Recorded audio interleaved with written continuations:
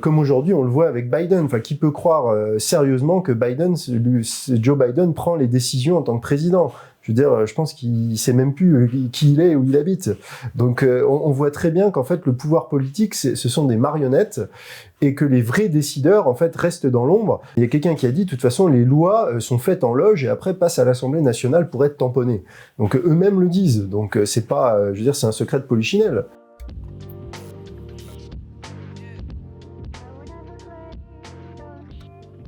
Bienvenue dans cette nouvelle interview en studio du Média en 442. Aujourd'hui, j'ai le plaisir de recevoir Stanislas Berton. Bonjour. Bonjour, merci de me recevoir. Merci à vous d'être notre invité et d'avoir fait le déplacement surtout. Alors, je rappelle que vous êtes entrepreneur, économiste et écrivain. On vous reçoit aujourd'hui pour la sortie du volume 4 de votre essai « L'homme et la cité ». Alors, il s'agit du volume 4 parce que depuis 2020, vous écrivez une série d'essais autour de ces thématiques dont vous dites que les livres sont indépendants l'un de l'autre. Et vous allez nous expliquer pourquoi.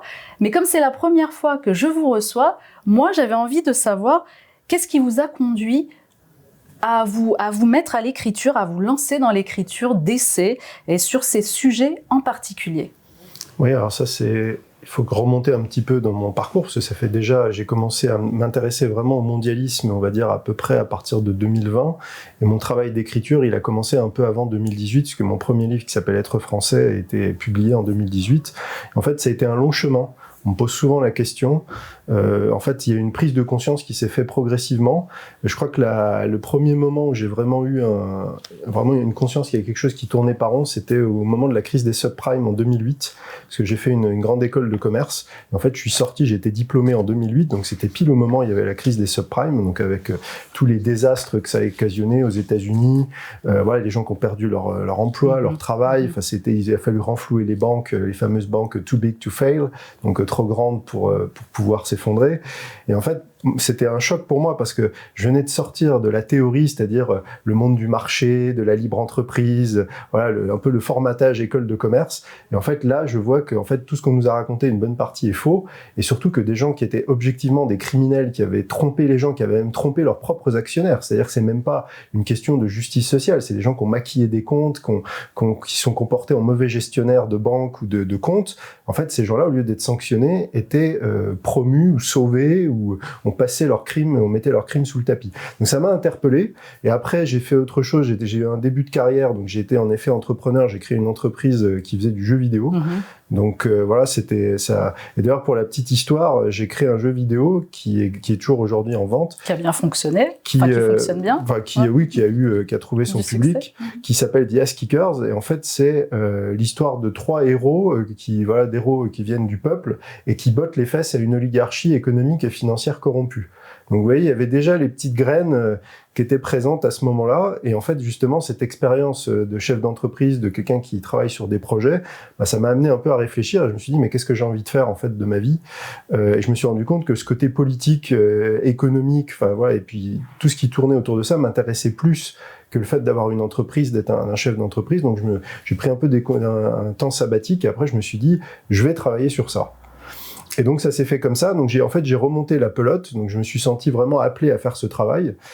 Et j'ai commencé par une approche qui était plus classique, on va dire, de droite, c'est-à-dire les problématiques immigration, islam, ça se voit d'ailleurs dans le volume 1 de mes essais, c'est assez marqué. Et après, à partir de la crise de 2020, là, par des lectures, je découvre le mondialisme, et en fait, je découvre, voilà, c'est vraiment tout un nouveau champ qui s'ouvre, je découvre la dimension aussi spirituelle, donc ça, on pourra peut-être en parler dans notre entretien. Enfin, voilà, et c'est pour ça que j'ai l'impression que mon travail, on va dire, vraiment de fond, commence vraiment à partir du volume 2 des essais. C'est pas que je renie les autres parce que j'aime beaucoup le volume 1 et j'aime beaucoup Être français, la France retrouvée, mais ce que je fais aujourd'hui, ça commence vraiment à partir de 2020. Donc ça s'inscrit aussi dans une évolution peut-être aussi. Oui, absolument. Un cheminement, voilà, puisqu'on parlera, c'est certain, de spiritualité, mais ça s'inscrit aussi dans un cheminement personnel. Oui, mais c'est surtout, je crois, une volonté en fait à chaque fois de tirer la pelote, c'est-à-dire de pas s'arrêter. Je crois que c'est Nietzsche qui disait, on voit un esprit, c'est la mesure de vérité qu'il est capable d'accepter.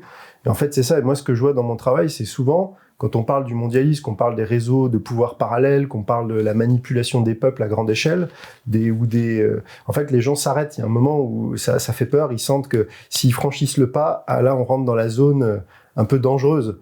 Et en fait, moi, j'ai jamais eu en fait peur de ça. À chaque fois que je me dis bon, je cherche vraiment à aller au fond des choses. Et donc on tire sur la pelote. Donc je suis parti de loin parce que j'étais pas politisé, j'avais pas vraiment de formation sur ces sujets, mais voilà, j'ai voulu me former. Et à chaque fois, je me suis dit, on m'a dit tiens, lis ça, intéresse-toi à ça. Est-ce que tu as pensé à ça? Et à chaque fois, tac, tac, tac. Et voilà, c'est comme ça que ça se fait. Alors, dans ce volume 4, en tout cas, c'est un condensé de textes traduits, parce que vous êtes bilingue en anglais. Oui. C'est aussi des analyses que vous avez pu écrire sur votre blog. Et pourquoi alors, je vous ai entendu dire que finalement, on pouvait commencer tout aussi bien par le volume 4 et puis passer au volume 2, qui n'avait pas vraiment de lien entre vos essais. En fait, si, il y a un lien, si vous voulez, le fil conducteur, c'est l'évolution de ma pensée, mais après, j'ai vraiment conçu chaque essai pour être indépendant. C'est-à-dire que, après, c'est une question de thème abordé. Par exemple, le dernier, le volume 4 dont on parle aujourd'hui, j'ai voulu vraiment donner une vue d'ensemble de ce que c'est que le projet mondialiste. Le volume 3, c'est plus, je parle plus de l'aspect géopolitique, donc de la guerre de l'information, de tout ce qui se passe autour des BRICS, de ce que j'appelle la guerre de l'ombre contre le mondialisme. Le volume 2, c'est plus la guerre cognitive et la guerre spirituelle. Je pense que de tous mes livres, en fait, le volume 2, c'est celui qui est le plus marqué par la spiritualité, ce qui est logique, parce que c'est au moment où, en fait, je rentre dans j'ouvre cette nouvelle page, donc c'est quelque chose qui est très immédiat pour moi. Donc, vous voyez, en fait, je dis aux gens, ça me permet de conseiller les gens, quand ils me demandent lequel lire, c'est qu'est-ce qui vous a le plus intéressé dans mon discours, quelles sont les facettes, parce que chacun, les gens n'ont pas le temps d'avoir une vision globale. Donc par exemple, il y a des gens, ils sont plus intéressés par l'aspect géopolitique, il y en a d'autres, au contraire, plus par la partie spirituelle. Enfin, donc ça me permet un peu de guider les gens en fonction de leur centre d'intérêt et de ce qui les intéresse le plus dans ce que je fais. En tout cas, dans l'avant-propos de ce volume 4, vous revenez brièvement sur le volume 3, dans lequel vous évoquiez, vous dites, la mise en échec du projet du nouvel ordre mondial, et vous dites que nous y sommes à cette mise en échec. Alors, je vous cite rapidement. Vous dites, dans le volume 3 des essais, nous évoquions la constitution d'une coalition internationale et l'existence d'un plan visant à mettre en échec le projet de nouvel ordre mondial et à détruire de façon définitive le système de contrôle mondialiste. 2 ans plus tard, non seulement notre hypothèse semble avoir été confirmée, mais la stratégie vraisemblablement utilisée par la coalition s'est également précisée. Alors moi, j'ai envie de vous demander, qui est cette coalition et comment vous pouvez finalement en être si certain ? Alors, comme je dis, c'est une hypothèse que je pose, donc je la traite sérieusement.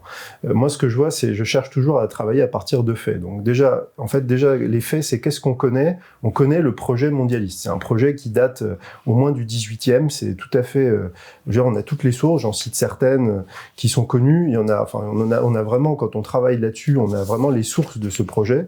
Donc, on sait ce qu'il voulait faire. On sait qu'il y avait un agenda et que cet agenda, il courait, on va dire, jusqu'à peu près 2025. C'était à peu près d'ailleurs, il y a tout ce qui tourne de l'ONU avec l'agenda 2030 qui colle d'ailleurs assez étroitement avec ce qu'on sait du projet mondialiste. Donc, si vous voulez, on voit qu'il y a une imbrication de ces choses-là.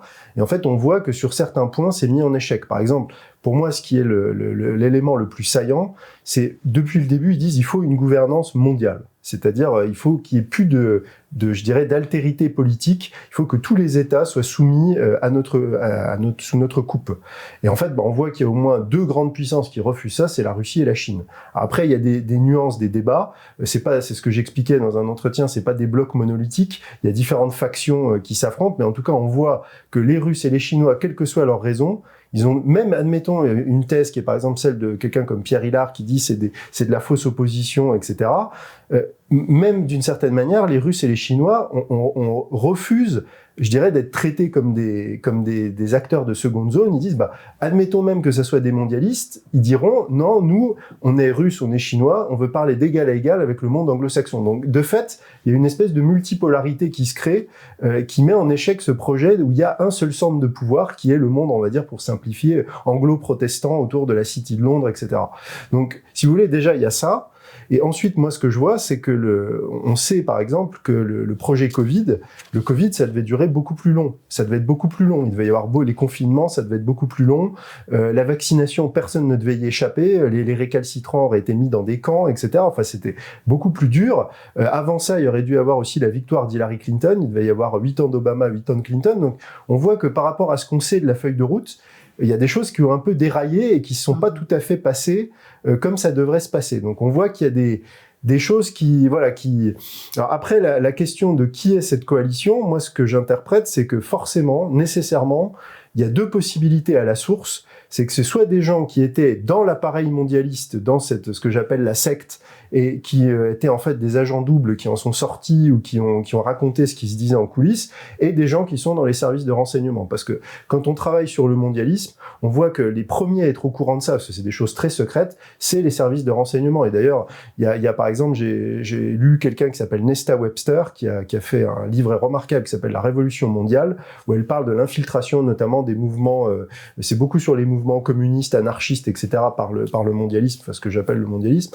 Et si vous voulez, elle a briefé, par exemple, ça c'est au début du XXe siècle, c'est en 1920, elle a briefé les gens des services secrets britanniques, par exemple. Et sachant qu'en plus, là encore, il y a des factions, parce qu'on sait que les services secrets britanniques jouent un rôle très important dans la mise en œuvre du nouvel ordre mondial. Donc, qui elle a briefé? Enfin, vous voyez, il y a cette complexité. En France, il y a des gens, je pense à Pierre de Villemarais, par exemple, qui a fait un travail absolument extraordinaire un peu de vulgarisation sur ces sujets.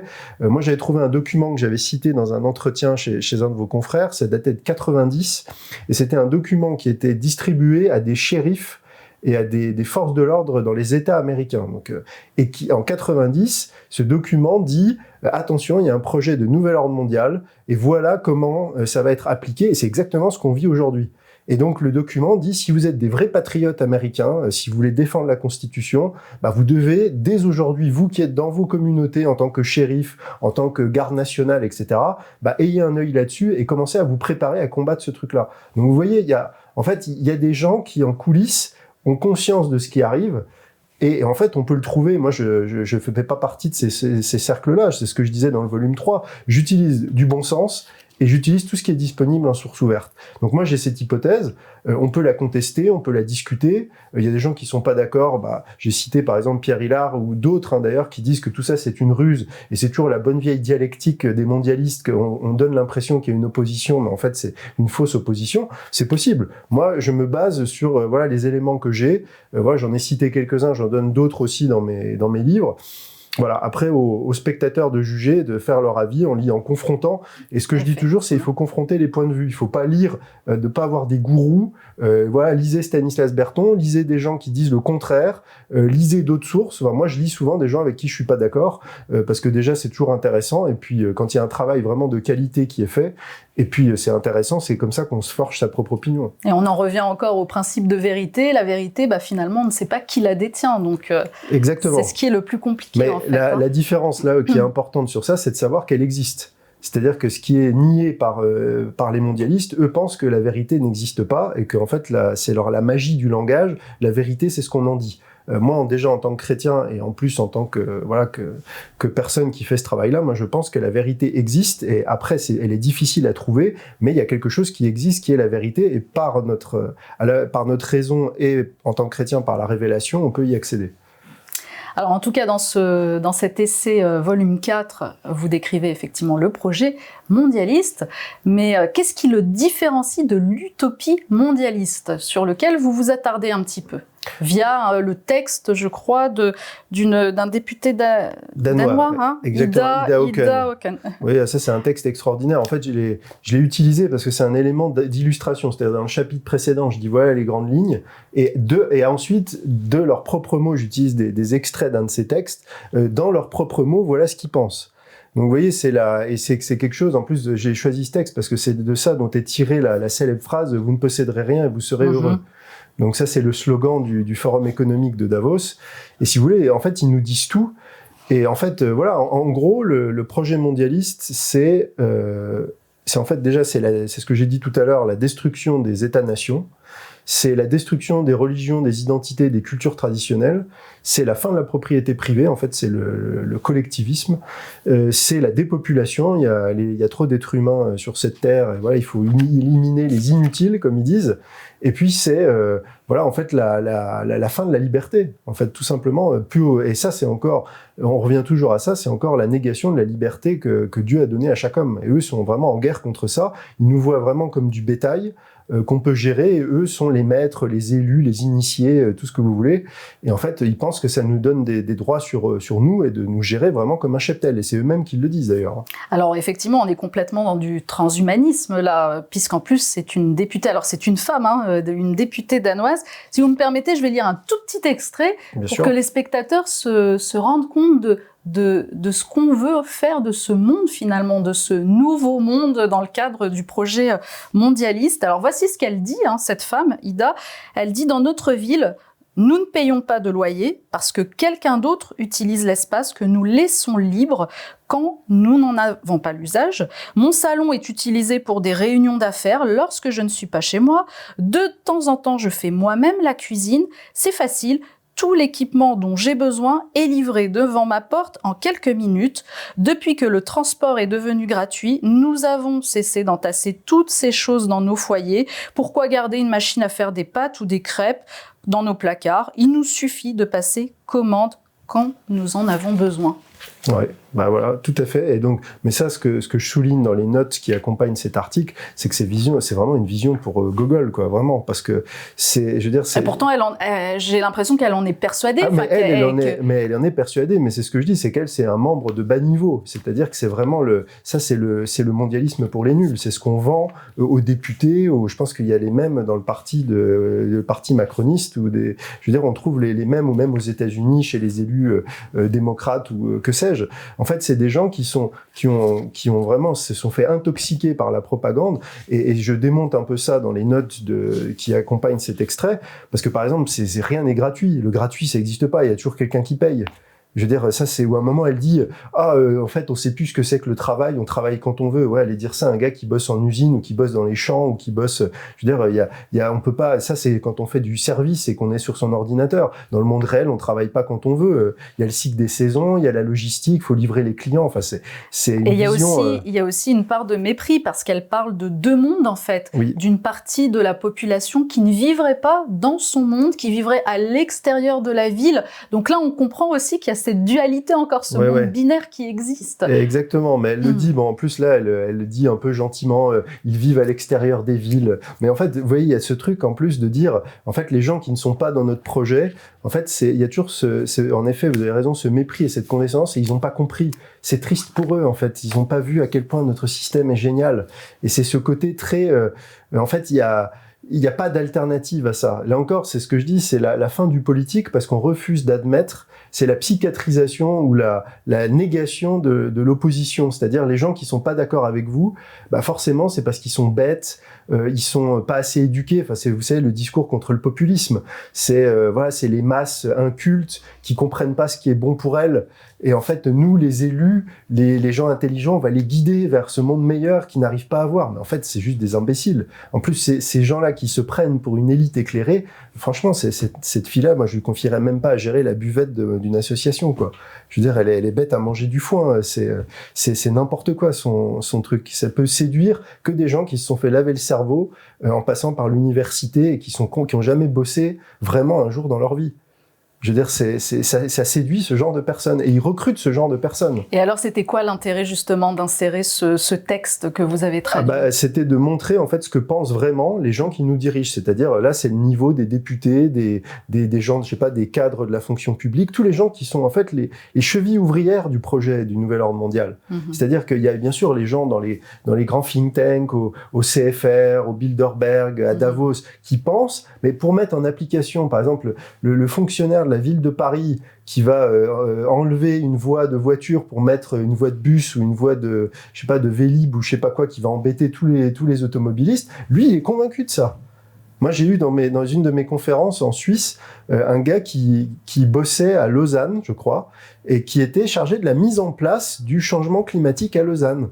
en fait, il s'est énervé, il a dit « Mais comment vous pouvez dire ça vous vous rendez pas compte que la planète est en danger si on fait pas tout ça, on va tous mourir ?» Mais il était convaincu. D'ailleurs, je me demande ce qu'il faisait dans ma conférence, c'est peut-être sa femme qui l'a amené là, je sais pas, mais il était convaincu que j'étais un dangereux, parce qu'on allait tous mourir à cause du changement climatique, et que les gens comme moi, en fait, on allait condamner l'humanité à la mort, et que lui, en mettant ses voies de vélo et en faisant faire le tri sélectif, je sais pas quoi, en supprimant la viande dans les cantines scolaires, il était en train de sauver la planète. Et il en était sincèrement convaincu.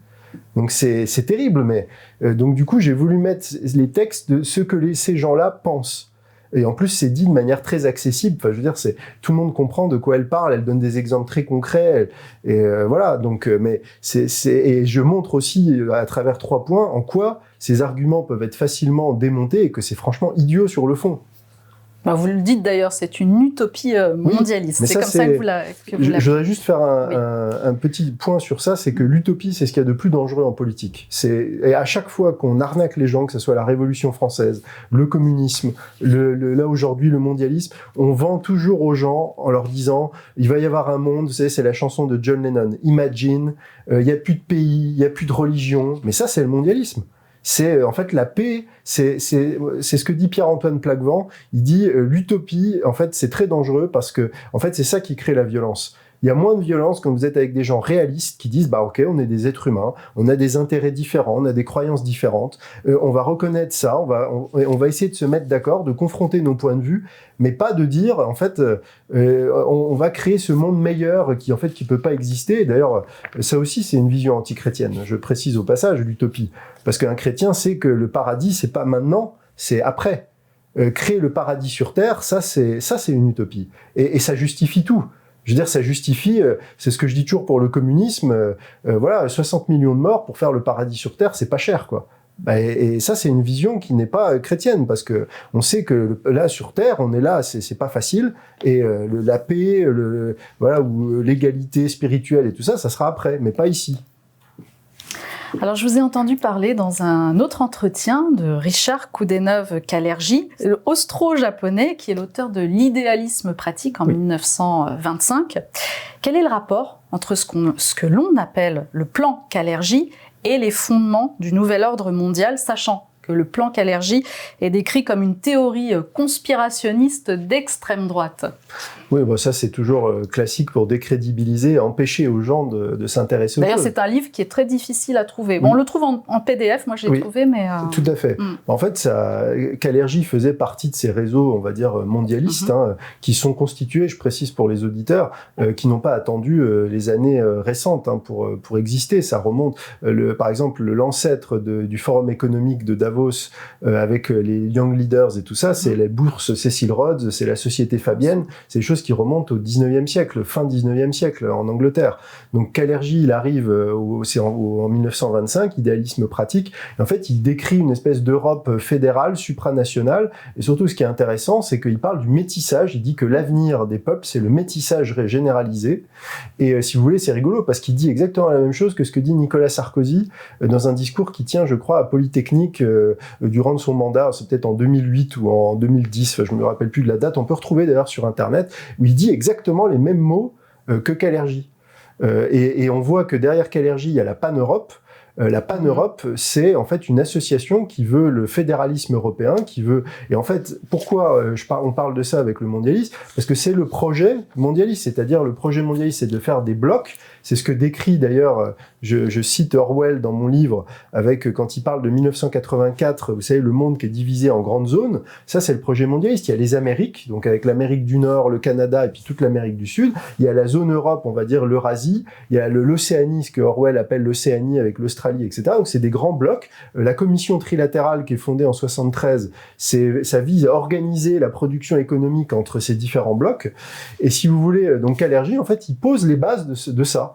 Il pose les bases de ça, de la Pan-Europe, et regardez, j'invite les téléspectateurs à regarder qui a été membre de la Pan-Europe. C'est très simple, c'est tous les présidents de la Ve République après De Gaulle.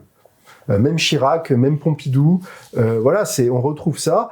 Et le drapeau européen, c'est le drapeau de la pan-Europe, moins une espèce de croix qu'ils avaient mis au milieu. Et on vend ça en plus toujours aux démocrates chrétiens qui se font avoir en disant mais oui, c'est le truc de Marie, c'est le symbole de l'Europe chrétienne, etc. En fait, pas du tout. Ça a rien à voir avec ça. Et donc, Kalergi, il faut le connaître et moi, ça m'amuse beaucoup qu'on parle toujours de l'émigration, du grand remplacement, etc. Mais on ne cite jamais un de ses inspirateurs, et on ne voit même pas lui dans quelle société secrète ou quelle mouvance il s'inscrit, parce que lui aussi il vient à Kalergi, il vient pas de nulle part. Enfin, il y a toute voilà. Donc c'est ce que je vous disais tout à l'heure, il faut toujours remonter le fil et pas s'arrêter juste à ce qu'on nous met sous le nez. Il faut aller creuser un peu plus loin. Alors c'est peut-être voulu aussi que ce livre ne soit pas médiatisé, qu'il se vende peut-être même sous le manteau, je ne sais pas, mais en tout cas c'est voulu, puisque je vous ai dit, ça fait partie d'une théorie dite conspirationniste. Donc on n'a pas forcément envie que les citoyens sachent qu'il y a eu un plan déjà détaillé de la future Europe, ce qui est l'Europe actuelle, ce qu'elle est en train de devenir en tout cas. Absolument, mais c'est ce que en fait on découvre quand on fait le travail que je fais, c'est que en fait tout ce qui est intéressant est toujours un peu caché. Ça, c'est une illusion de croire que on va obtenir des choses, des connaissances valables sans effort et juste en écoutant les médias de masse, en s'appuyant sur ce que l'école nous raconte. Il faut aller chercher par soi-même, et le travail que je fais à travers mes livres vise à faire ça, c'est-à-dire à restituer sous une forme synthétique et la plus accessible possible, mais tout en étant quand même qualitative. En fait, le travail que j'ai fait, il est restitué à mes lecteurs. Les gens n'ont pas forcément le temps de passer 5 ans de travail à étudier ça, ou même plus. Donc j'essaye de leur donner en 200 pages une espèce de synthèse pour essayer de former les gens, parce qu'en fait c'est ça le problème, c'est qu'on sortira pas de l'impasse dans laquelle on est si on continue à... Je veux dire, des fois on entend parler le débat public, on a l'impression qu'on est encore dans les années 90. Je veux dire, on parle des mêmes sujets, l'émigration, la dette. Moi je travaille beaucoup avec ce qui se passe aux États-Unis. Je veux dire, le discours aux États-Unis est complètement différent. Les patriotes américains ont une conscience de ce que c'est le mondialisme, ils ont conscience de l'occupation de leur pays par ces forces occultes, ces réseaux de pouvoir parallèles. Alors en France, il y a ça aussi. Les gens parlent du siècle, parlent des choses comme ça, des différents réseaux. Mais il faut vraiment que cette connaissance-là se diffuse le plus largement possible, parce qu'en fait, c'est ça qui fait, une fois qu'on a atteint une masse critique, on peut s'appuyer sur cette masse.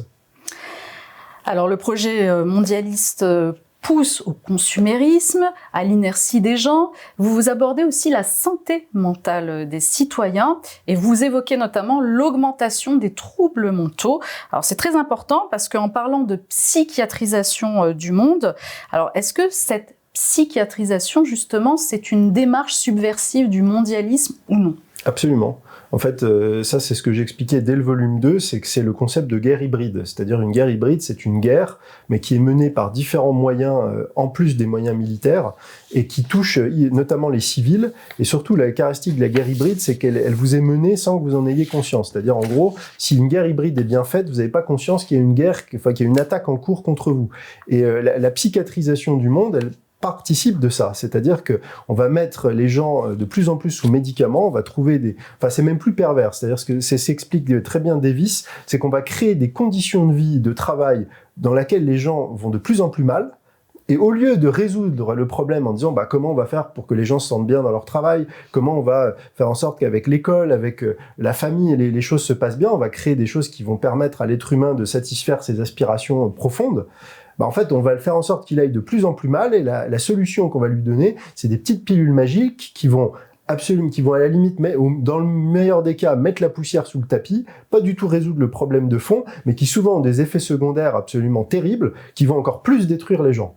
Et ça, c'est ce qu'explique très bien. Moi, je m'appuie sur les travaux d'un psychologue anglais qui s'appelle James Davis, qui a fait toute une étude critique sur la psychiatrie et sur notamment les mécanismes de gestion des troubles mentaux. Alors lui, c'est un Anglais, donc il parle beaucoup de ce qui se passe en Angleterre, qui est une société bien plus avancée que la France sur tout ce qui est le modèle très néolibéral, responsabilité de l'individu, et puis les partenariats publics-privés. Enfin, c'est absolument horrible ce qu'il décrit.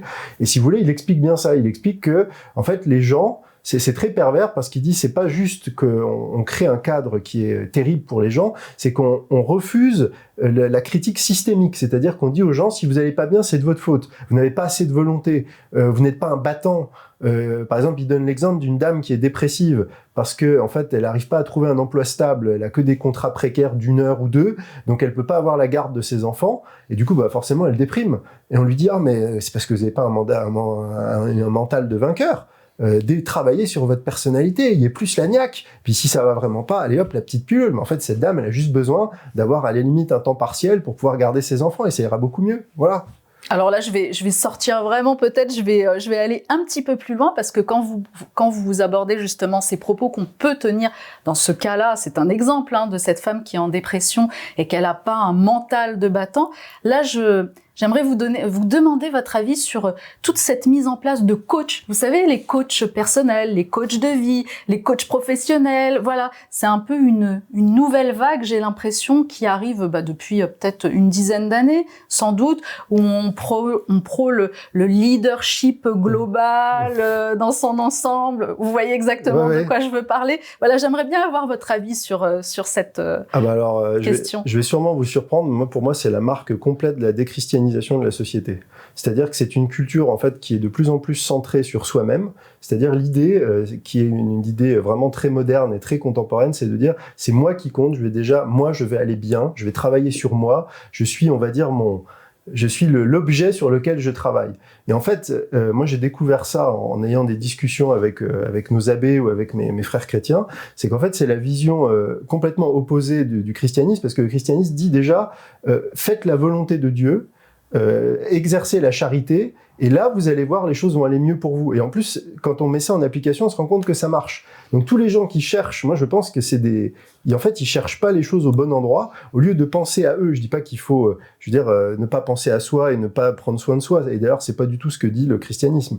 Mais de ne pas être obnubilé par ça, c'est déjà la question centrale. Ça doit être qu'est-ce que Dieu veut de nous. Et quand on se recalibre comme ça et qu'on essaye déjà de faire preuve de charité et d'essayer de réaliser notre vocation, ce qu'on appelle dans le christianisme nos devoirs d'État, c'est-à-dire qu'est-ce qu'on doit faire, qu'est-ce que Dieu attend de nous. En fait, les choses se remettent en place naturellement.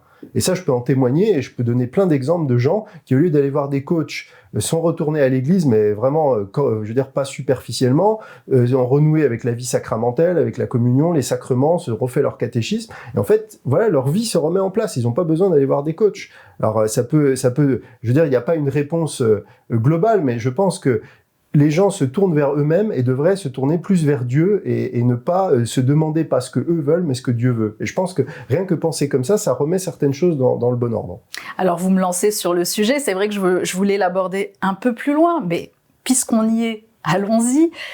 Je sais que pour vous, c'était très important d'aborder les questions de foi et de spiritualité. Et je vous l'ai dit en aparté que j'ai trouvé que c'était indissociable de votre travail, justement. Et ça entre finalement dans ce projet mondialiste et on le sent tous, pour peu qu'on ait la foi et qu'on soit spirituel, on le sent bien que cette spiritualité, en fait, elle tend à disparaître avec ce projet mondialiste. Oui, tout à fait. Ça fait partie, ça aussi, de la guerre hybride. C'est-à-dire que c'est très pervers, parce que eux, en fait, se présentent comme des gens souvent athées ou hyper rationalistes. Mais en fait, ils sont, quand on les analyse et on les étudie, eux, ils sont plongés dans l'occulte et dans le surnaturel et dans les rituels et dans même les sacrifices. La logique sacrificielle est très présente dans leurs croyances. Mais eux ont décidé, pour éviter que les gens comprennent ça, de couper les populations qu'ils voient comme du bétail, ce que l'on disait tout à l'heure, en fait, les couper de toute spiritualité, de toute transcendance. C'est-à-dire qu'ils veulent plonger les gens dans un monde matériel, où en fait, ça veut dire quoi ? Ça veut dire, on pense plus à l'âme, on pense plus au pouvoir de la prière, on n'a plus le sentiment qu'il y a quelque chose au-dessus de nous, qu'on appelle Dieu, qui nous a créés et qui est une entité qui est au-dessus de nous et en qui on peut établir une relation. Donc en fait, ils nous ont complètement coupé de ça. Puis bien sûr, surtout, ne plus croire au diable, si on ne croit pas à Dieu, on ne croit pas au diable, on ne croit plus aux anges, aux démons. Donc en fait, on est coupé de tout ce monde, en fait, surnaturel, qui était une évidence pendant des millénaires, et ils présentent ça comme un progrès. Alors qu'en réalité, c'est une régression, parce qu'en fait, le monde, il y a les deux réalités. Il y a ce monde matériel, il y a le monde surnaturel, et tous les croyants, qu'ils soient chrétiens ou non, le savent. Mais en fait, aujourd'hui, les gens sont amputés de cette partie. Ils ne croient même plus qu'ils ont une âme. Donc, et parfois, si vous voulez choquer les gens, demandez-leur, mais en fait, tu as pensé au salut de ton âme? Je veux dire, tu as une âme, est-ce que tu en prends soin? Je veux dire, tu peux en parler des coachs. Tu vas passer des heures à la gym, au club de gym, à sculpter ton corps. Tu vas passer des heures à faire du coaching, à lire des tutos sur Internet. Mais est-ce que tu passes le même temps à prendre soin de ton âme qui a été créée par Dieu, qui est éternelle et immortelle?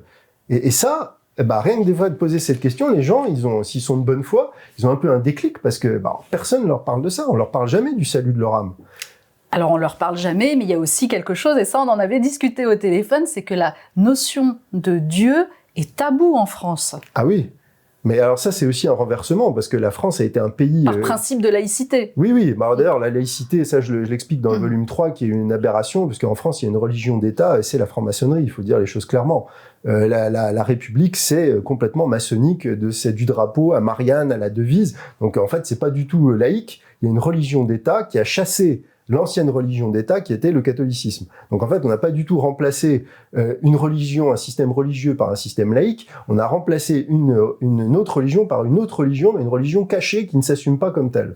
Donc ça, il faut quand même le préciser pour nos auditeurs et ceux qui veulent développer. J'ai expliqué tout ça, j'ai fait toute la démonstration dans le volume 3 des essais, et il y a plein de gens qui ont travaillé là-dessus et qui ont écrit là-dessus. J'ai rien inventé, j'ai juste refait une synthèse. Et moi aussi, je peux renvoyer nos spectateurs sur la laïcité parce qu'on a fait 2 numéros avec Youssef Indy dans les capsules qui s'appellent les rendez-vous de Kate, donc ils peuvent aussi aller, oui. Je peux les renvoyer vers... Et Youssef Indy a écrit d'ailleurs très bien sur ce sujet, des très bons livres à ce sujet, absolument. Et si vous voulez, donc ça c'est ce point-là, et en fait c'est un renversement complet, parce que la France était un pays ultra-catholique. Je veux dire, les papes parlaient de la fille aînée de l'Église. Je veux dire, on voit, il y a des églises partout, il y a des monastères partout. D'ailleurs, même encore aujourd'hui, il y a des monastères en France. Je crois qu'on est un des derniers pays où il y a quand même pas mal de monastères. On a quand même beaucoup de vocations religieuses, même encore aujourd'hui. Donc, si vous voulez, en fait, ça a été les Français ont complètement basculé. Mais ce qui est intéressant, parce qu'on voit souvent ça avec le prisme moderne, mais quand on analyse ça sur le temps long, en fait, on se rend compte que la déchristianisation de la France, elle commence, je dirais, sous Louis XV à peu près. C'est-à-dire que, en fait, les philosophes des Lumières, la Révolution française, ça peut se produire parce que déjà chez les élites françaises, il y a un début de déchristianisation. Et moi, ce qui m'a toujours beaucoup intéressé, parce qu'il y a toujours une dimension très politique dans ce que je fais, c'est que c'est au moment où la France commence à se déchristianiser, en tout cas au niveau de ses élites, c'est là où elle perd son rôle de première puissance mondiale. C'est-à-dire qu'elle perd les États-Unis, elle perd le combat contre l'Angleterre. Et moi, ça me fait toujours un peu réfléchir, parce que c'est exactement ce que dit l'évêque Saint-Rémy dans son testament. Donc Saint-Rémy, c'est celui qui baptise Clovis, donc en fait qui fait la France. En fait, c'est l'acte de naissance de la France catholique. Et il dit, tant que la France sera fidèle à la foi romaine, fidèle à sa vocation, elle sera couronnée de succès et victorieuse. Et dès qu'elle se détournera, en fait, elle perdra tout, elle entrera en décadence. Et en fait, c'est exactement ce qui se passe. Et là, aujourd'hui, on est dans un pays qui est complètement déchristianisé, qui est en fait un pays qui est redevenu païen. Et là, on voit jusqu'où on est tombé. Et c'est ce que j'explique aux gens. Les gens qui déplorent l'état dans lequel est la France, je veux dire, c'est logique. Les Français se sont détournés de Dieu. Il y a une conséquence qui est l'état dans lequel se trouve la France aujourd'hui. Alors, l'aliénation aussi des citoyens passe également par l'histoire, qui est falsifiée, vous le dites, par les politiques, dont vous dites que les gouvernants ne sont finalement que sélectionnés et non pas élus. Alors, est-ce que vous pouvez nous en dire un petit peu plus sur ce point-là ? Sur ces points, que l'histoire est falsifiée, ça c'est ce qu'on découvre quand on travaille un peu sérieusement. Ce qui choque toujours les gens, moi ce que j'ai découvert, c'est tout ce qui tourne en fait autour de la Deuxième Guerre mondiale, c'est l'opposition par exemple entre nazisme et communisme. Par exemple, c'est les travaux de Sutton, mais il n'y a pas que lui, parce que les gens disent Sutton, c'est pas une source fiable, etc. J'ai trouvé d'autres gens qui disaient exactement la même chose et qui s'appuyaient sur des éléments similaires. Donc, si vous voulez, ce que dit Sutton, en fait, Sutton montre que la révolution bolchevique a été financée par Wall Street, c'est-à-dire notamment Trotsky. Et avec Lénine, etc. Donc il explique tout ça, je vais pas rentrer dans le détail, donc déjà ça c'est rigolo, et elle est expliquée à des trotskistes, si vous les croisez dans la rue, ils tractent sur les marchés, que le trotskisme a été financé par Wall Street. Et que, par exemple, les premières choses que font les bolcheviks quand ils prennent le pouvoir, c'est confier l'électrification de la Russie à l'entreprise américaine General Electric, pour donner un exemple concret. Et après on voit les mêmes qui financent les nazis 20 ans après, qui financent la montée du parti nazi. Et il y a des choses pareilles très concrètes qu'on peut montrer. Il y a le rôle des banquiers centraux, par exemple Chartres, ou je crois que c'est Max Warburg, qui est au renseignement militaire allemand, qui travaille avec Warburg, son frère qui est aux États-Unis, qui est un des fondateurs de la réserve fédérale. Il y a le fait que, par exemple, l'usine IG Farben, qui alimente tout le complexe militaro-industriel allemand, n'est jamais bombardée, alors que il suffisait, c'était très simple, ça aurait mis la pagaille dans la logistique de l'armée allemande. Moi, j'ai découvert récemment dans un livre que je suis en train de lire en fait, les États-Unis ont vendu par des canaux détournés les matières premières à l'armée allemande dont elle avait besoin pour continuer la guerre. Enfin, vous voyez, en fait, tout ça, c'est des histoires qu'on raconte aux enfants. C'est comme le rôle de Churchill. Enfin, je reviendrai pas sur Churchill, on pourrait faire une émission là-dessus, mais c'est déjà de la Première Guerre mondiale. Donc tout ça en fait, c'est un tissu de mensonges, d'une histoire qui est falsifiée sur en grande partie l'histoire récente. Donc ça, c'est la première chose. Et votre deuxième question, c'était concernant la politique et les gouvernants qui sont... En fait, la falsification de l'histoire, elle est liée à ça. C'est-à-dire que la falsification de l'histoire, elle permet de cacher les vrais responsables des événements. Et on présente les politiques. Par exemple, je parlais à l'instant de la Première Guerre mondiale. Bon, la conséquence de la Première Guerre mondiale, c'est le traité de Versailles. Le traité de Versailles, en fait, on parle de Woodrow Wilson, mais on parle pas de ses conseillers, notamment le fameux colonel House. En fait, c'est eux qui dictent tout ce qu'il doit faire à Wilson. Wilson, c'est qu'un pantin. Comme aujourd'hui, on le voit avec Biden. Enfin, qui peut croire sérieusement que Joe Biden prend les décisions en tant que président? Je veux dire, je pense qu'il sait même plus qui il est, où il habite. Donc, on voit très bien qu'en fait, le pouvoir politique, ce sont des marionnettes, et que les vrais décideurs, en fait, restent dans l'ombre. Et je vais donner un exemple plus franco-français. Moi, j'ai découvert, en travaillant sur les questions liées à l'avortement, enfin, toutes les choses sociétales, euthanasie, en fait, il y a quelqu'un qui s'appelle Michel Simon, qui est l'architecte de tout ce qu'on va dire, en gros, la révolution sexuelle en France à partir des années 60. Donc de la pilule, c'est 63, si je dis pas de bêtises, jusqu'à l'avortement, Simone Veil, etc. Et en fait, Michel Simon, qui est un médecin, je crois qu'il est gynécologue, si je dis pas de bêtises, et en fait, il collabore avec tous les ministres de la Santé sur 10 ans. Donc c'est le conseiller de ces ministres, c'est lui, en fait, qui est l'architecte de toutes ces lois. Et en fait, il n'apparaît pas dans l'organigramme officiel du ministère de la Santé. Donc c'est un exemple tout à fait concret de quelqu'un qui a une influence politique et sociale considérable, mais son influence est cachée. Voilà. Et en fait, pourquoi on sait qu'il était là? Parce qu'il y a des gens qui l'ont vu dans les réunions, il y a des gens qui voyaient que c'était lui qui était à la manœuvre avec les parlementaires, les textes et tout ça, mais il n'apparaît pas dans l'organe officiel du ministère. Et si on tire les ficelles, il est instrumentalisé, ce médecin? Il a été bien sûr, il est dans toutes les sociétés secrètes, il est franc-maçon de très haut niveau. Voilà, on retrouve toujours, de toute façon, sur toutes les réformes sociétales, c'est la franc-maçonnerie en France qui est ça. Et même des francs-maçons eux-mêmes l'ont dit très sincèrement, je sais plus qui l'a dit ça, mais il y a quelqu'un qui a dit, de toute façon, les lois sont faites en loge et après passent à l'Assemblée nationale pour être tamponnées. Donc eux-mêmes le disent. Donc c'est pas, je veux dire, c'est un secret de polichinelle. Alors, manipulation des citoyens par l'histoire, par les politiques. Vous abordez également l'ingénierie sociale, qui fait partie d'une des manipulations. Comment elle est utilisée, selon vous ? Toujours dans le cadre de cette guerre furtive qu'on évoquait il y a quelques instants, l'ingénierie sociale, c'est un moyen. Donc ça, c'est l'ingénierie sociale, c'est la modification furtive des comportements. Ceux qui voudraient creuser, je les renvoie vers le travail de Lucien Cerise, qui a fait un travail absolument colossal. Notamment son livre Neuropirate. Neuropirate, absolument. Qui est un condensé de ses conférences sur le sujet. Donc oui, l'ingénierie sociale, en fait, c'est modifier le comportement des gens sans qu'ils s'en rendent compte. Et par exemple, on parlait de la déchristianisation de la France. La déchristianisation de la France est le fruit d'une opération d'ingénierie sociale. De la même manière, la destruction de la famille. Donc on retrouve en France qu'on retrouve aux États-Unis. Et ça passe, je prends cet exemple-là souvent, ça passe notamment par la culture populaire, et notamment par les médias, et alors maintenant par Internet, mais avant par la télévision. Parce que, par exemple, je prends cet exemple, aux États-Unis, il y a quelque chose qui s'appelait le Code Hayes. En fait, le Code Hayes, c'était à Hollywood, et c'était un code qui interdisait aux artistes de mettre certaines scènes dans leurs films. Par exemple, on n'avait pas le droit de montrer une scène d'adultère, c'était interdit. Je veux dire, la seule scène qui pouvait être représentée, c'était un baiser entre un homme marié et une femme mariée. Même pas entre des amoureux, étudiants ou collégiens, etc. Juste entre un homme et une femme mariée. Donc c'était très strict. Et ça a sauté, si je dis pas de bêtises, dans les années 50.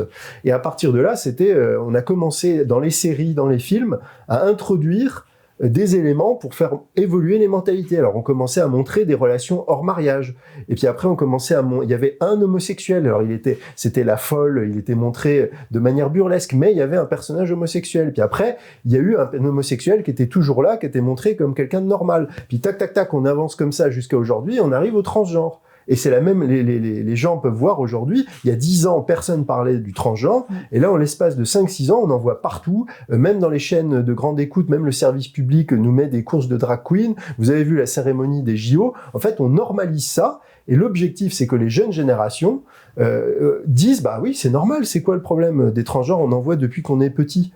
Donc ça fait partie du paysage. Alors que vous dites ça à nos grands-mères qui ont 70-80 ans, elles vont vous dire, mais qu'est-ce que c'est que ce truc de fou, quoi? Ah ben ça devient d'ailleurs normal. Je ne sais pas si vous avez l'occasion de discuter avec des jeunes, mais ça devient normal chez les plus jeunes générations, en tout cas. Chez certains, en tout cas. Parce que là encore, il y a un fossé. Je peux vous dire, moi, je viens de la France profonde. Vous allez dans certains lycées, même où il n'y a même pas spécialement d'émigration ou quoi que ce soit. Je veux dire, les gens qui ont les pieds sur terre, qui sont des fils de paysans ou d'ouvriers, faut pas leur parler du transgenre. Ça, je vous dis tout de suite. En tout cas, en région parisienne, quand vous abordez la question avec des jeunes lycéens, des jeunes étudiants, je vous assure que pour eux, ça commence à entrer dans la normalité, en tout cas. Ah oui, absolument, mais c'est comme le changement climatique pour la génération précédente, et bien sûr, mais en fait, il y a un lavage de cerveau, et c'est pour ça que le travail qu'on fait aujourd'hui de réinformation, ou que fait Lucien Cerise sur l'ingénierie sociale, c'est de donner aux gens les outils pour comprendre comment ils sont manipulés. Comment, en fait, mettre en place des espèces de défense immunitaire pour dire, attention, là, on est en train de me laver le cerveau. Et d'ailleurs, ça, c'est quelque chose que j'avais dit une fois dans une conférence. Quand je travaillais dans le jeu vidéo, une fois, j'ai travaillé par le plus grand des hasards sur l'adaptation en jeu vidéo de la série Plus belle la vie. Sur Nintendo DS. Et si vous voulez, on avait été voir un des scénaristes à Marseille de cette série. Et cette personne nous avait dit, moi, mon boulot, c'est pas d'écrire des histoires, c'est d'éduquer les Français et de faire évoluer leur mentalité. Donc, vous voyez, tout est dit. Au moins, c'est clair. Au moins, c'est clair. C'est-à-dire, on trouve que les Français sont trop racistes, et on va mettre un noir ou un maghrébin sympathique dans la série. On trouve que les Français sont trop homophobes, on va mettre plus de personnages homosexuels. Donc, vous voyez, en fait, à travers une série grand public qui est regardée par les gens l'après-midi, je sais plus à quelle heure ça passait, le soir. Ne me demandez pas, je ne sais pas. En début de soirée, j'en sais rien moi non plus. Mais vous voyez, en fait, on modifie. Et les gens vont être habitués. Donc, au départ, ils vont dire « Oh, qu'est-ce que c'est que ce personnage ?» Oh là là. Puis au bout d'une saison, ils diront « Oh, finalement, il est sympathique. Hein. » Ouais, et ça, c'est l'ingénierie sociale. Et donc, il faut expliquer aux gens comment ça marche, comment on fait évoluer. Mais un autre exemple d'ingénierie sociale, c'est le pass sanitaire. On a habitué les gens pour rentrer au restaurant, pour rentrer au cinéma, pour prendre l'avion, même à l'hôpital. À l'hôpital. On les a habitués à présenter un pass. Et maintenant, c'est rentré dans les comportements. C'est rentré dans les mœurs. La prochaine fois, ça sera, je sais pas, un confinement climatique. On dira, non, maintenant, passe. Et les gens auraient été habitués. On les aura habitués concrètement à ne serait-ce qu'à faire le geste. Ça sera gravé dans leur esprit. Ça aussi, c'est un exemple d'ingénierie sociale. Alors justement, cette habitude, vous avez cité un très bon exemple du pass sanitaire. Cette habitude, donc, qu'ont pris les citoyens, notamment en France, cette aliénation qu'on a exercée sur eux, en quoi on pourrait mettre en échec, finalement, ce projet mondialiste, ce nouvel ordre mondial? Alors, vous citez le grand réveil, on va y venir, mais déjà, quand on parle de cette aliénation des Français, de cette habitude de montrer patte blanche, on doute un peu d'un éventuel échec. Moi, je suis quand même optimiste parce que c'est vrai qu'il y a une masse de gens qui est encore un peu, on va dire, dans la matrice, mais il y a quand même un réveil progressif qui se fait. Même s'il est lent, même s'il est long, il y a des sujets, par exemple, qu'on pouvait pas du tout mettre sur le tapis ou sur la table il y a encore quelques années. Aujourd'hui, on en parle de manière beaucoup plus libre. Ne serait-ce que la vaccination. Vous voyez, les gens, ils se sont fait 1 dose, 2 doses. à 3e dose, il y en a beaucoup qui ont dit bon là ça va, et puis après maintenant 4e, 5e, les boosters, là, les gens ils ont dit ouais ça va, maintenant ça suffit. Et donc maintenant la prochaine fois qu'on voudra vacciner les gens, ça sera peut-être un peu plus compliqué. Et puis vous voyez que pareil, je dirais la classe politique est de plus en plus aussi décrédibilisée. Les gens ne font plus confiance à leur classe politique, à leurs médias. Donc il y a aussi une difficulté, c'est que la France, on est quand même un des pays, je pense notamment par sa nature centralisée et le contrôle qu'a le pouvoir sur beaucoup de leviers, est peut-être un pays qui est je dirais le plus tenu par le mondialisme.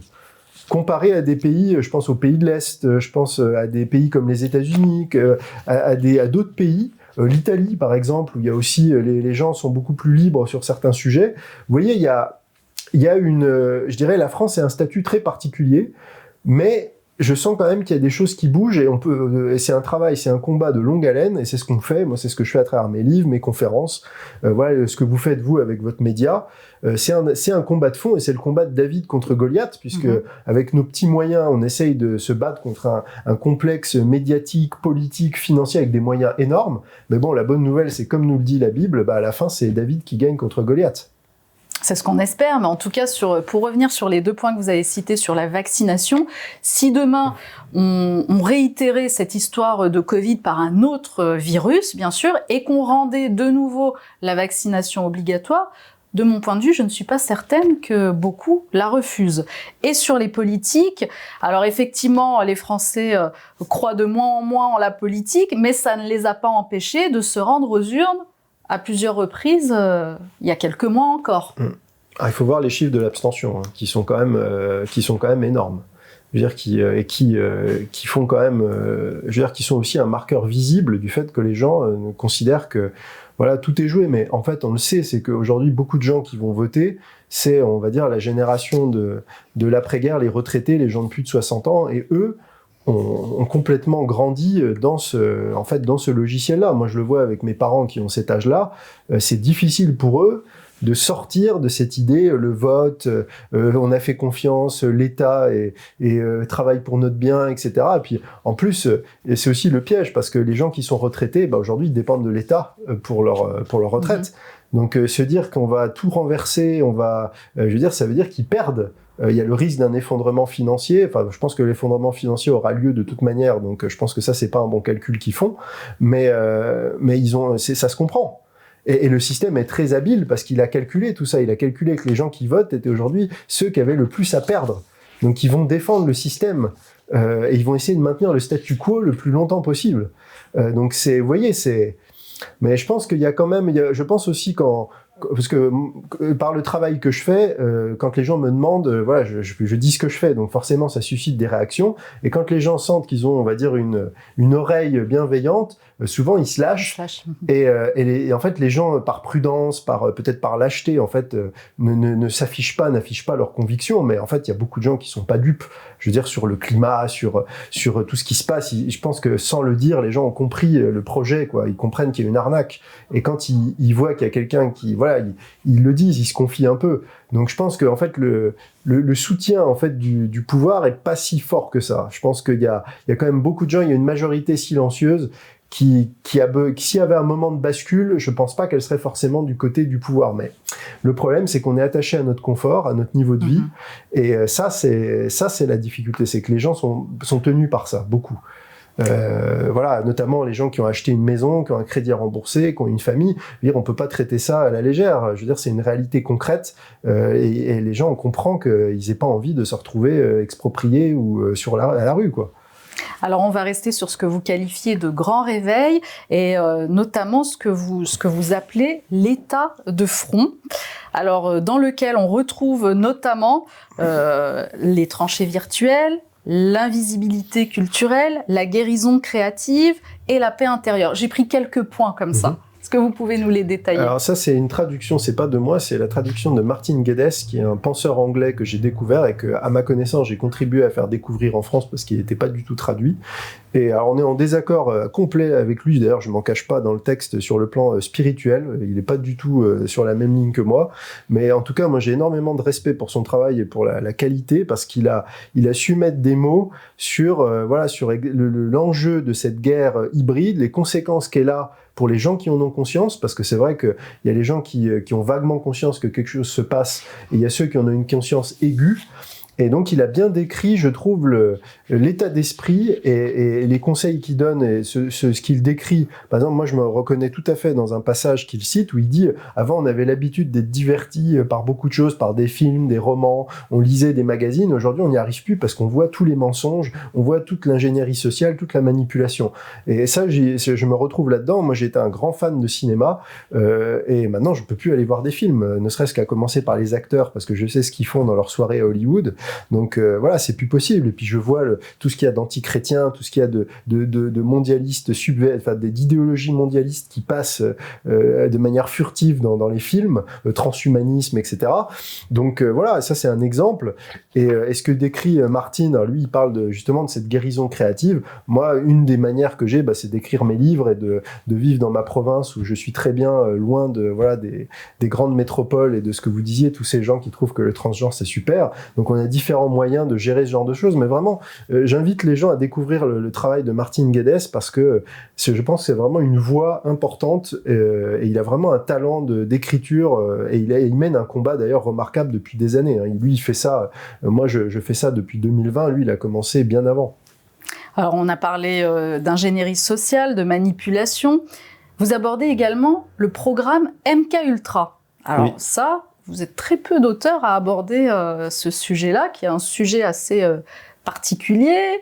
Et d'ailleurs, je voudrais saluer le travail d'Alexandre Le Breton, qui fait un énorme travail à ce sujet-là. Pour quelles raisons vous en parlez justement ?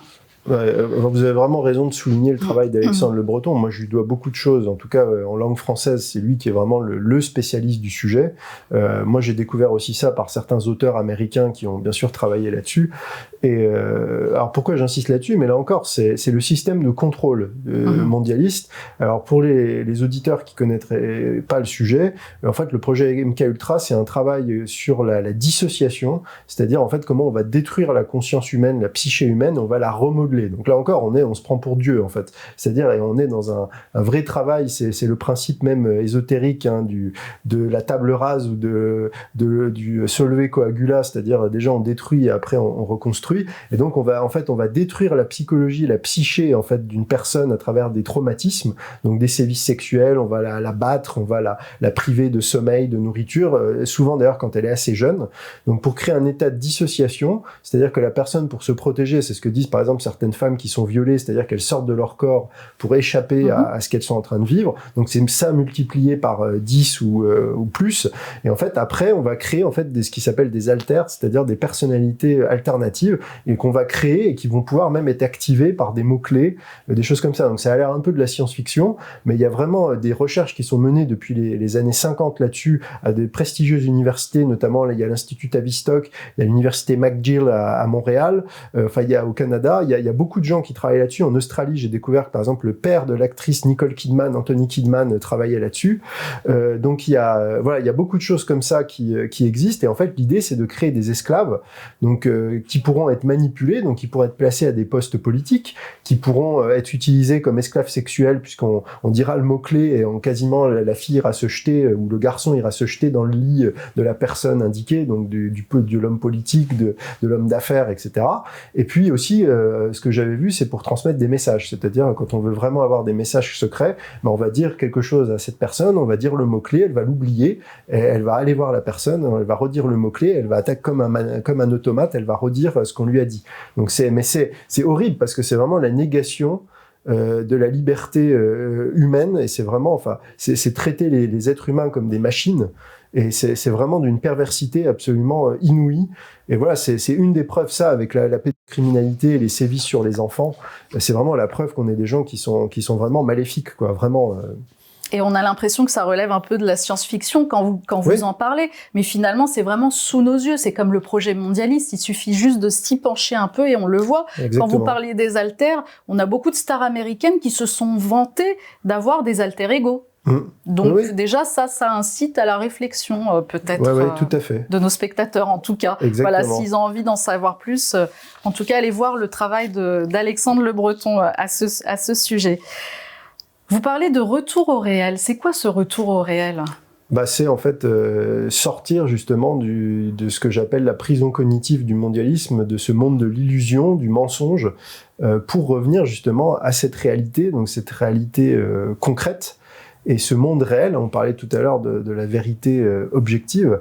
Et donc là, moi, en tant que chrétien, je dirais, voilà, ce monde réel, parce que créé par Dieu et qui a une existence tangible, et qui, pour autant réel qu'il soit, n'est pas forcément à notre convenance. C'est-à-dire que il y a notamment tout un passage où je parle de la psychologie masculine, féminine, et ça peut choquer des gens parce que c'est des choses qui sont pas politiquement correctes. Justement, ça fait partie d'une de mes questions, parce que vous ouvrez une grande parenthèse sur la hiérarchisation socio-sexuelle. Et du coup, vous nous faites un peu le portrait de l'homme. Alors, je les ai notés parce que je les connais pas tous, hein. Finalement, j'ai appris des choses en lisant votre livre. L'homme alpha, sigma, bravo, delta, oméga, gamma. En quoi c'était intéressant de faire cette parenthèse-là et de mettre l'accent? Parce que ça participe de ça, c'est-à-dire que c'est ce que j'explique dans l'article, c'est qu'aujourd'hui, on a cette doctrine de l'égalité, et de vouloir en fait nier les différences entre les gens eux-mêmes, entre les hommes et les femmes, entre les différentes cultures. En fait, tout le monde serait en fait le même individu, avec les mêmes valeurs, etc.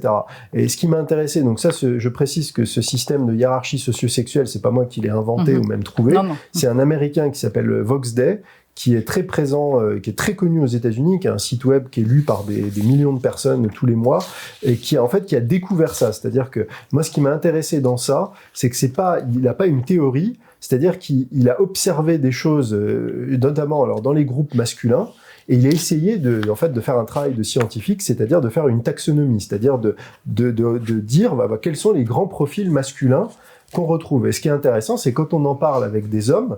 J'ai une conversation récemment avec un ami qui connaissait pas, qui m'a dit, j'ai lu ton livre, explique-moi ça. Et en fait, il m'a dit, mais oui, exactement. Moi, je connais un alpha, c'est un tel. Je connais bravo, c'est un tel. Voilà. Et vous pouvez même expliquer ça à des enfants. Dans la cour de récréation, vous leur dites, voilà, quel profil. Et ça, en fait, c'est intéressant. C'est ce que j'explique. C'est pas pour mettre des étiquettes sur les hommes. C'est pour comprendre comment la dynamique d'un groupe social, alors là, essentiellement masculin, et mettre les bonnes personnes aux beaux endroits. Parce que en fait, par exemple, moi qui viens du monde de l'entreprise, il y a une chose, par exemple, qu'il faut jamais faire, c'est mettre, par exemple, un bravo qui a plutôt le profil du numéro 2, on va dire, du lieutenant, prendre des décisions qui doivent être celles d'un chef qui est plutôt un sigma ou un alpha. Donc, et ça conduit des catastrophes. Et par exemple, quand vous étudiez l'histoire des entreprises, il y a plein d'exemples de gens qui ont été mis comme ça à des postes pour lesquels ils n'étaient pas faits, et c'est la catastrophe. Et moi, surtout, ce qui m'a intéressé, c'est le fameux profil du gamma. Parce qu'en fait, le gamma, c'est comment je pourrais dire ça ? C'est la plaie de nos sociétés modernes. C'est un profil de personnes qui vit justement dans l'illusion, en fait, qui a un ego très fragile, alors qui est fragilisé parce que justement, il ne se confronte pas au réel. Donc, c'est souvent des gens qui ont été surprotégés, qui ont une approche très scolaire, qui se sont pas frottés à la dure réalité de la vie, en fait, qui vivent et qui ne supportent pas, notamment, d'être pris en défaut. Donc, pour pas être pris en défaut, ils se placent toujours dans le rôle du supérieur ou du juge. Et ça, sur les réseaux sociaux, moi qui suis très présent, ça pullule, c'est les gens qui vont vous faire la leçon, qui veulent, sur tous les sujets, ils ont un avis, et ils vous prennent de haut, ils essaient toujours de distribuer les bons et les mauvais points. Peut-être que vous, dans votre travail, vous êtes aussi peut-être confronté à ça, mais en tout cas, voilà, c'est un profil qu'il faut identifier, et moi, ce que je dis, c'est que le système scolaire français actuel est une machine à fabriquer ces profils-là. Absolument, et donc ça a une conséquence politique, c'est que si on veut résoudre nos problèmes, il faut identifier ça, et au niveau personnel, apprenez à identifier ces profils, parce que en fait, c'est même dans nos relations, on va dire personnelles, c'est important. Et pourquoi je parle de ça ? Parce qu'il y a toujours une arrière-pensée. Moi, ce qui me soucie beaucoup, c'est les rapports hommes-femmes. Parce qu'en fait, on sait que le mondialisme veut s'attaquer à la famille, veut s'attaquer rien qu'au fait de faire des enfants, puisqu'ils veulent faire la dépopulation. Et en fait, c'est cette mauvaise compréhension des profils masculins, des attentes des femmes, en fait, conduit à une situation qui est on n'arrive plus à fonder des familles. C'est-à-dire, moi, je connais plein de gens qui ont la trentaine, alors surtout des garçons, qui voudraient rencontrer des femmes, qui voudraient fonder des familles, mais qui n'y arrivent pas. Et des femmes qui disent la même chose, qui disent j'arrive dans la trentaine, ça devient compliqué, je voudrais fonder une famille, et pareil, je n'y arrive pas. Et donc il y a en gros 3 explications à ça.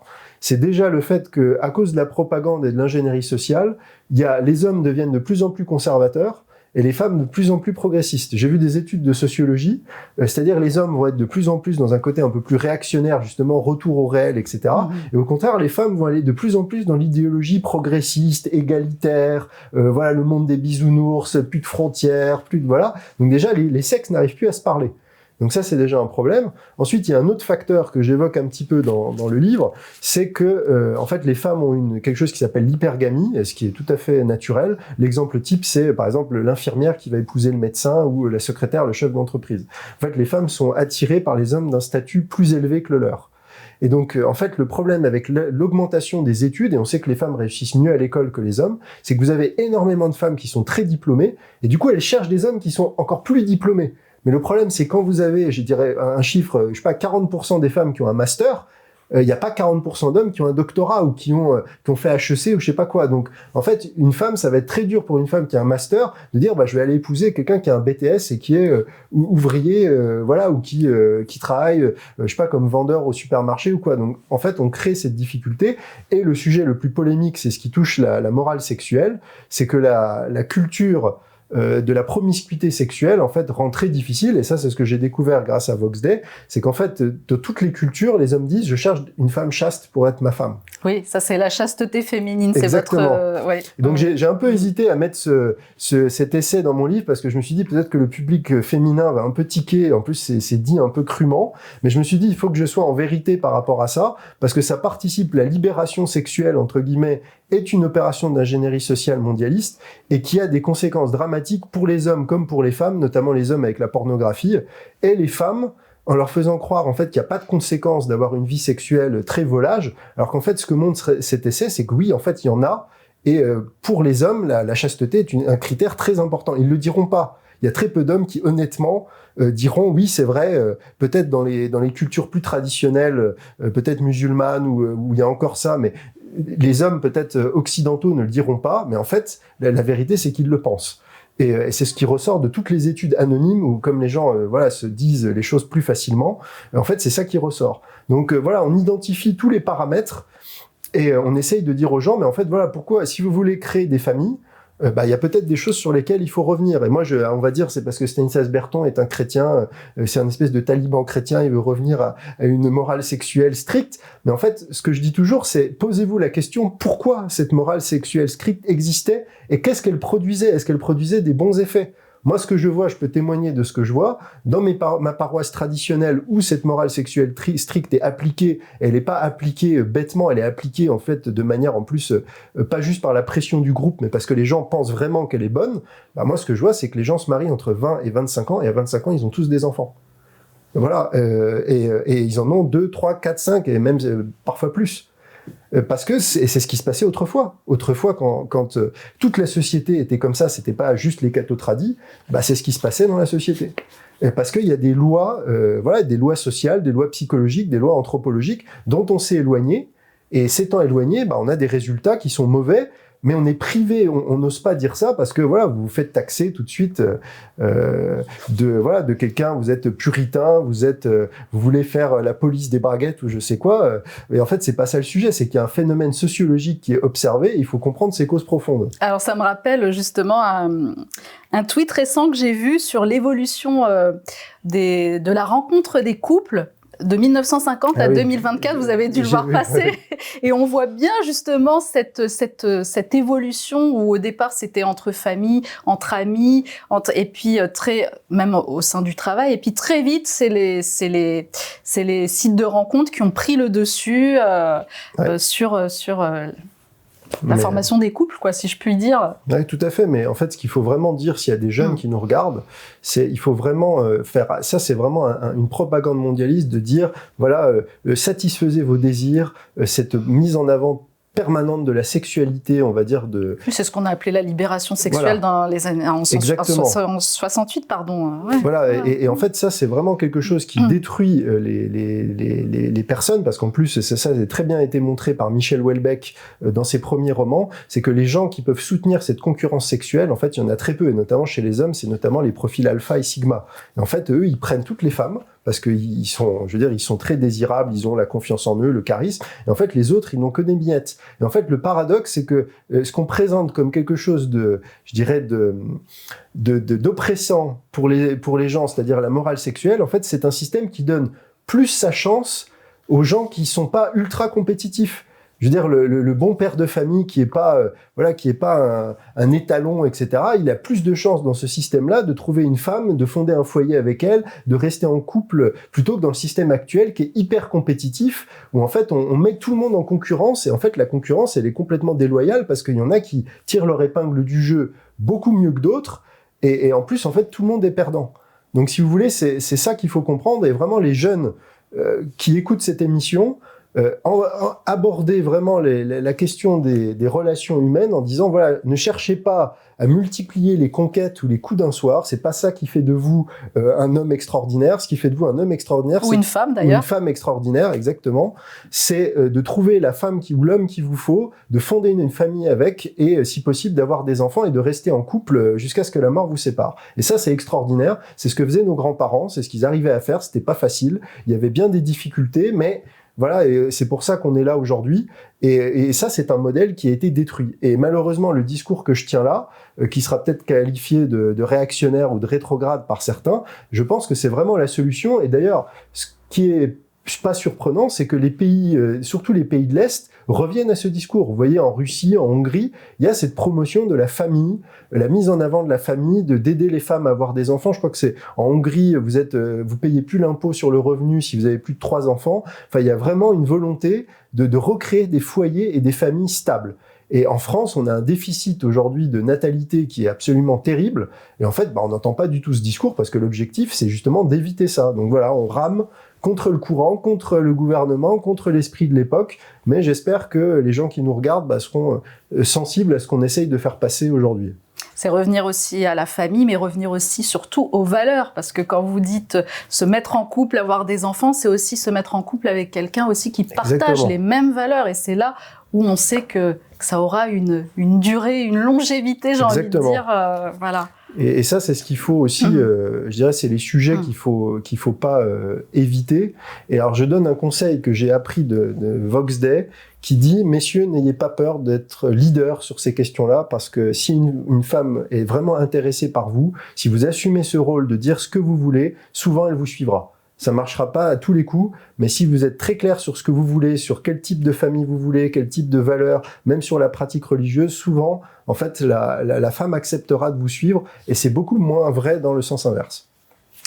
Alors, on va terminer quand même cet entretien sur la personne de Lin Wood, que vous abordez à la toute fin de votre livre d'ailleurs, et qui m'a beaucoup interpellée. Alors, Lin Wood, c'est un avocat américain spécialisé dans la lutte contre les erreurs médicales et contre la diffamation par les médias. Alors, je voudrais en citer quelques extraits, mais avant, pourquoi terminer votre livre sur ce personnage, sur cette personne? Parce que je voulais quelque chose qui secoue un peu les... pour secouer, ça secoue. Ouais, qui secoue un peu les lecteurs. Et puis, je suis vraiment intéressé par ce personnage parce qu'il est très peu cité en France. Il est très peu connu, alors qu'en fait, j'insiste pour les gens qui ne le connaissent pas, c'est vraiment une figure majeure aux États-Unis. C'est un grand avocat. C'est vraiment quelqu'un qui est connu, je sais pas comment on pourrait, alors la comparaison est pas bonne, mais comme un Dupond-Moretti, enfin, c'est vraiment un nom d'avocat qui a pignon sur rue. Alors c'est tout le contraire de Dupond-Moretti, je précise tout de suite. C'est quelqu'un qui se bat contre l'État profond depuis très longtemps, et notamment, moi, je me suis dit qu'il méritait d'être étudié parce que il a réussi à innocenter un agent de sécurité qui s'appelait Richard Jewell, qui avait été accusé, on a cherché à lui faire porter le chapeau pour un attentat. Donc c'est toujours les techniques du mondialisme avec les attentats sous faux drapeau. Et Lin Wood a défendu cet homme-là, a permis qu'il soit réhabilité, qu'il ait des dommages et intérêts pour avoir été calomnié, même passé du temps en prison vraiment important. Il a fait condamner l'État. Que je voyais quand il parlait de lui, c'était pas juste un rapport d'avocat à un client. Vous voyez, les avocats américains, il y a toujours en plus beaucoup d'argent en jeu dans le système américain. Quand vous arrivez à innocenter quelqu'un, ça peut être des dizaines, voire des centaines de millions de dollars. Donc c'est des sommes énormes. Et j'ai vu qu'il n'était pas juste attiré par l'appât du gain. Il avait vraiment, c'était vraiment quelqu'un qui se battait pour la justice, pour protéger un innocent. Enfin, j'ai senti que c'était vraiment quelqu'un qui se battait pour les bonnes raisons. Donc je me suis intéressé à lui, et donc je le suis sur Telegram. Il est uniquement présent sur Telegram. Et en fait, ce qui m'a intéressé avec Linwood, c'est j'ai l'impression qu'il ouvre une petite fenêtre sur les coulisses justement de cette guerre contre le mondialisme et du point de vue des Américains. C'est-à-dire que, je précise ça, on m'a reproché mais vous parlez de Linwood, etc. Moi, je pense qu'il s'adresse avant tout à un public américain, donc ce qu'il parle concerne la société américaine et les intérêts des Américains. Il ne faut pas l'oublier. Alors, je vais citer 2 petits extraits. En fait, c'est un résumé que vous avez fait de tous ces messages qu'il peut poster sur Telegram, et il y va fort. Alors, le premier, c'est, voilà ce qui est le résumé que vous en faites en tout cas, la plupart des mondialistes sont des francs-maçons qui vénèrent le diable et beaucoup d'entre eux pratiquent l'inversion sexuelle. D'après Linwood, de nombreuses personnalités publiques de la politique, des médias, du monde de l'entreprise ou du sport sont mariées à des femmes, entre guillemets, qui sont en réalité des hommes. Alors, sur ce premier point, pourquoi l'avoir cité en tout cas sur ce sujet-là ? Parce que je pense qu'il a raison. En fait, je pense que, en France, on va parler forcément de l'affaire Brigitte Jean-Michel, on pense à ça tout de suite aujourd'hui. Mais en fait, quand on va creuser, et c'est ce que j'ai fait, en fait, on se rend compte que ça va beaucoup plus loin et qu'en fait, l'inversion sexuelle est pratiquée par les élites depuis, beaucoup plus longtemps. En fait, il y a beaucoup plus de gens qui pratiquent ça et moi, ça m'a toujours intéressé parce qu'il y a cette dimension religieuse. C'est-à-dire qu'en fait, ça fait partie, c'est ce que j'explique dans le volume 3, je crois, ça fait partie de leur croyance. En fait, l'union du masculin et du féminin, pour eux, c'est la marque de leur élection et de leur perfection. Donc en fait, moi, c'est pour ça que j'ai pas trouvé ça délirant quand j'ai commencé à m'intéresser au sujet du transgenre chez les élites, parce que c'est cohérent avec leurs croyances religieuses. Donc, si vous voulez, comme pour un catholique, c'est important d'aller à la messe, de communier, de se confesser, pour eux, c'est important d'être transgenre. Et c'est vraiment un marqueur de leurs croyances et de leurs pratiques religieuses. Ce qui est logique finalement quand on découvre le projet mondialiste en fait, oui. C'est lié. Le deuxième exemple, c'est beaucoup de personnalités politiques ou médiatiques de premier plan, comme le général Flynn, Joe Biden ou Mike Pence, ont été exécutés après avoir été jugés par des tribunaux militaires. Certains ont avoué ou dénoncé leurs complices en pensant qu'ils seraient épargnés. Cela n'a pas été le cas. Ils sont passés devant le peloton et la balle utilisée pour leur exécution fut envoyée à leur famille. Et puis ensuite, il ajoute que certaines personnalités ont été remplacées par des versions 2.0. Ouais. Alors ça, c'est vrai que ça a l'air un peu fou. D'ailleurs, j'ai hésité vraiment à mettre tout ça parce que puis il y a des gens qui me disent ça nuit à ta crédibilité, mais moi je dis ce que dit Linwood, c'est-à-dire que c'est quelqu'un qui a un rôle très important au niveau politique. Il a été quand même reçu par Trump dans le bureau ovale. Il y a une photo que je mets dans le livre le jour où d'ailleurs Trump s'est adressé, quelques heures avant que Trump prenne la parole pour s'adresser à la nation américaine à propos de la crise du Covid. Donc c'est pas non plus un hasard. Et donc Linwood dit ça. Linwood dit oui, ces traîtres ont été fusillés. Alors moi, j'ai pas d'avis. Je relais ce que dit Linwood. Est-ce qu'il y a vraiment eu cette guerre de l'ombre contre le mondialisme? Est-ce que ces gens ont vraiment été exécutés? C'est possible. C'est une possibilité. Ce qui me fait penser que ça peut être crédible, c'est qu'il y a un patriotisme des élites américaines, et notamment des gens qui sont attachés à la Constitution, qui sont dans l'armée américaine, qui est sans commune mesure avec ce qui peut exister en France ou même en Europe. Je veux dire, ils ont encore, j'ai été plusieurs fois aux États-Unis, et j'ai pu constater ça que, je veux dire, on a l'impression, on croit connaître les Américains parce qu'on est pétri de culture américaine, on est complètement colonisé culturellement par les Américains, mais en fait, la vraie culture américaine, quand on la vit, ils ont un patriotisme, d'ailleurs, ils s'en rappellent, c'est un peu ce qu'on retrouve au début de la République romaine. Ils ont vraiment le côté, on défend la patrie, on est un peu austère, on est les Romains, pour l'Empire, pour la défense de la patrie. Donc, qu'il y ait eu des généraux américains qui aient mené une opération et qui aient fusillé les traîtres et qui aient trouvé dans le cadre d'une guerre contre le mondialisme, moi ça me semble pas délirant. Et surtout c'est l'histoire de la balle, parce que c'est quand même en général les histoires quand il y a des détails très précis.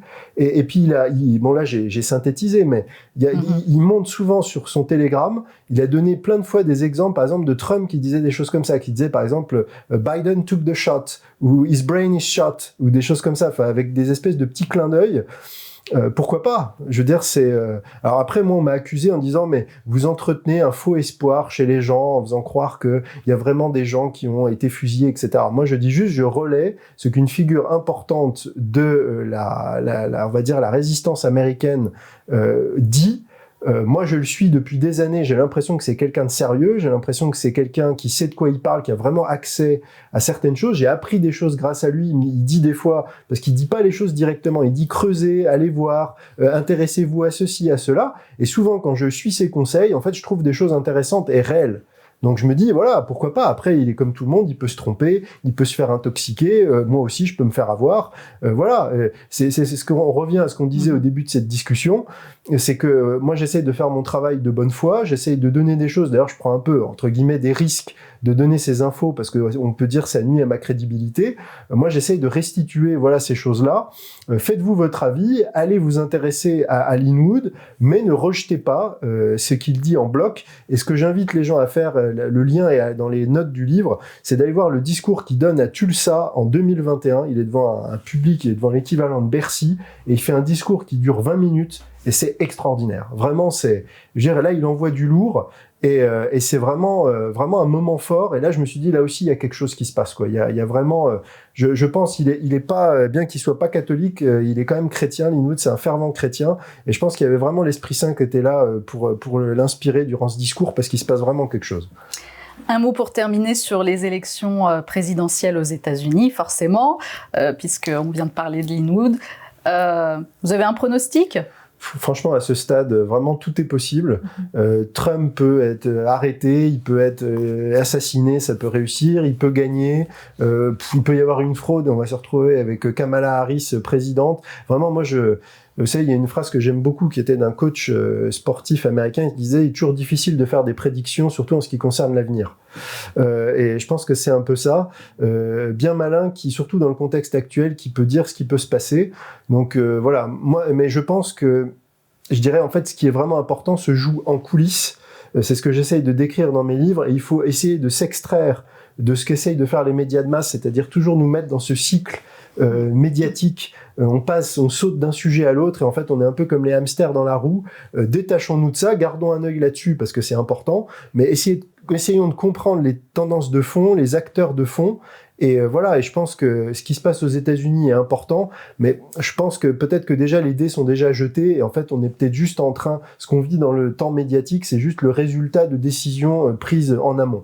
Donc voilà, comme disait Trump, let's see what happens. Et voilà, et moi ce qui m'intéresse surtout d'ailleurs, c'est plutôt ce qui va se passer en France.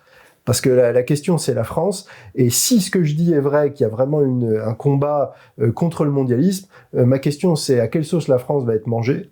Parce qu'en fait, on est une puissance quand même nucléaire, on est au Conseil de sécurité de l'ONU, mais je veux dire, on est entre des géants que sont les États-Unis, la Russie, la Chine, le monde arabe. Donc nous, quelle est notre place dans ce monde-là? Et puis en tant que catholique, c'est qu'est-ce qui va arriver au christianisme en général et au catholicisme en particulier, avec notamment toutes ces églises qui brûlent et tous ces gens qui se détournent, qui perdent de plus en plus les derniers restes de pensée chrétienne.